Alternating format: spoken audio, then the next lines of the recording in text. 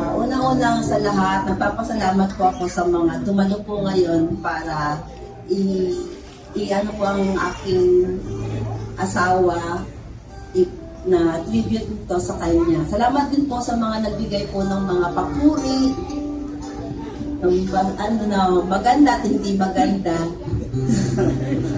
Pero alam ko naman sa inyo alam ko naman sa inyo lahat na alam niyo po ang ugali ng asawa ko. Alam mo rin. At alam na alam ko din. Papasalamat lang po ako sa asawa ko na ang masabi ko sa kanya is good provider. Na nasasabi ko pagdadal dahil kasi kahit na impact na may piso siya, hindi niya kami pinabayaan. Naging una niya kami sa listahan niya na bunuin lahat ng mga pangangailangan namin. Pinagtapos niya mga anak ko. Ang mga anak namin.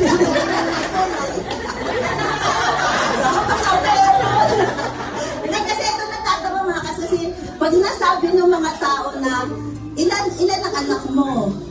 Ay, ilan ang naging apo mo? 11 daw. Ha?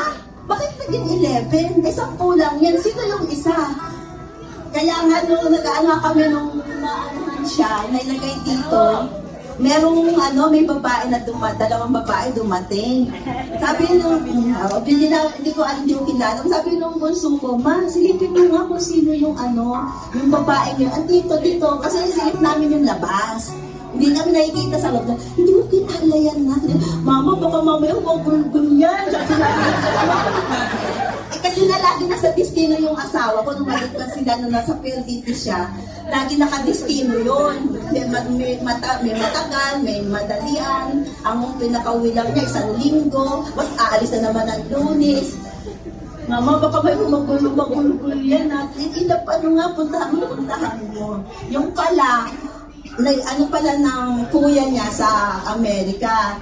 Girlfriend pala ng kuya niya sa Amerika na pinadala dito para nga lang sumili. Kinabahan ka, Nor?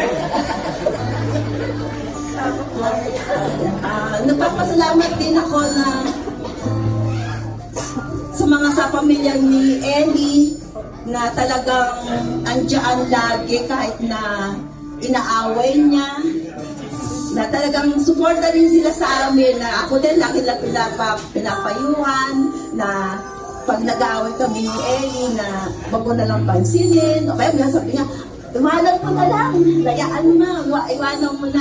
Pero sabi ko nga sa kanila, hindi ko sila pwedeng iwanan dahil sa mga anak ko. Kaya nakapagtiis ako ng 40 years, magka 40 years kami this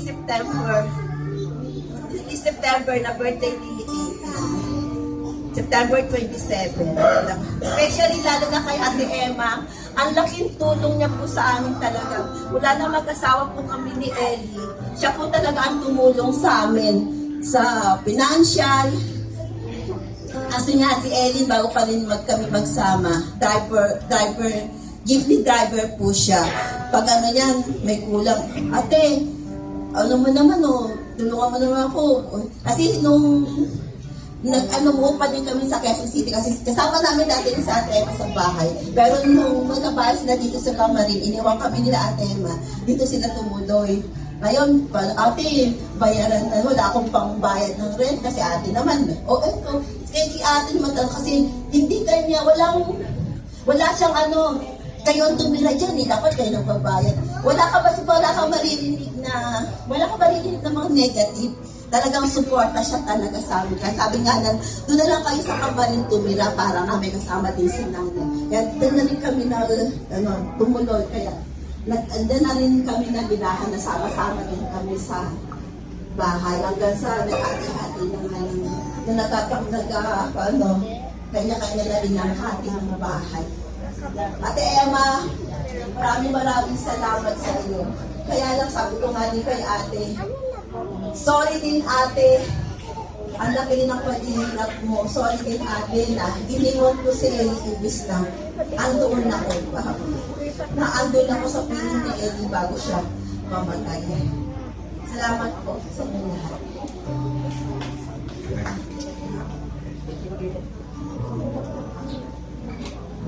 Salamat po ng marami sa lahat po ng mga nagsalita. And of course, hindi man namin kayo matawag lahat. Alam po namin na may kanya-kanya po tayo ng storya tungkol kay Dada. And tonight, ipagpapasalamat po natin lahat yung naging buhay ni Dada kay Lord. Kaya tayo po tayong lahat. At para magpasalamat tayo kay Lord, simulan po natin sa isang praise and worship. Tawagin po natin ang Ignite Team from Christ Cares Global Ministries.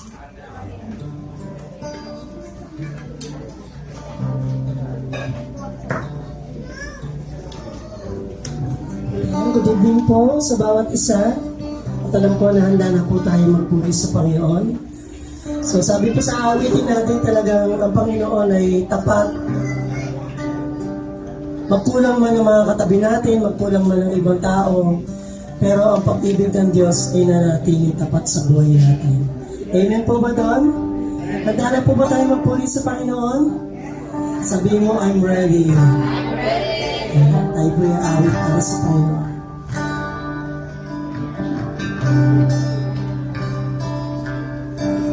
Ikaw lang ang pag-asa ko, ikaw ang buhay ko,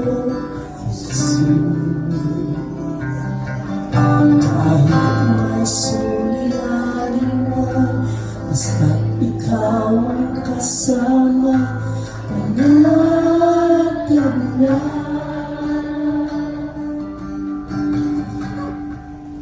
Ikaw lang ang sasambahin, ang ibig man ay matiling, Jesus.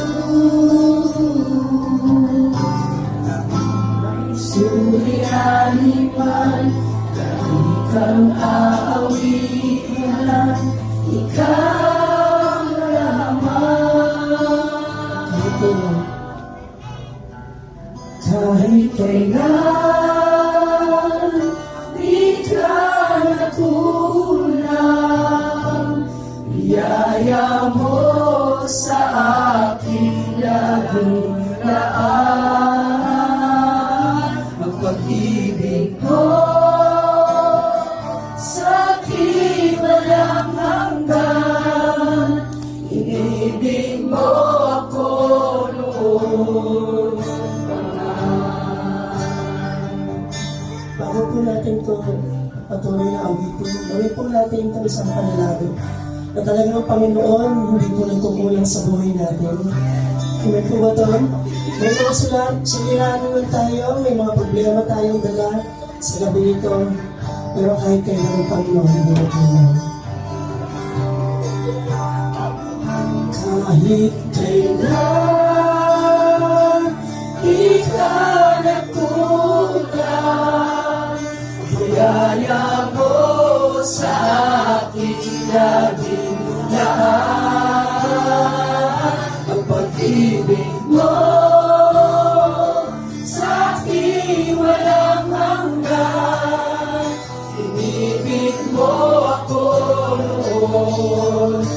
Kahit kailan, kahit kailan, di ka nagkulang, biyaya mo sa aking laging laan.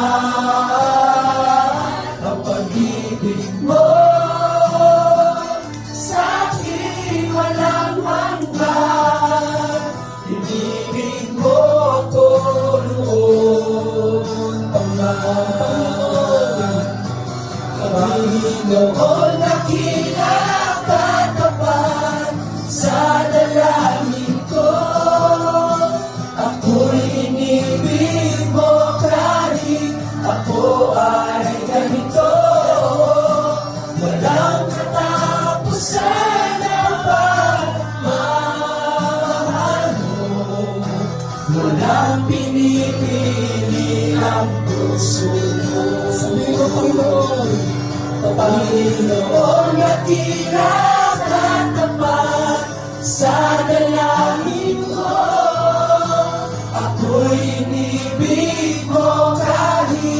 ako ay ganito. Walang katapusan ang pagmamahal mo. Walang pinipili ang puso mo. Kahit kailan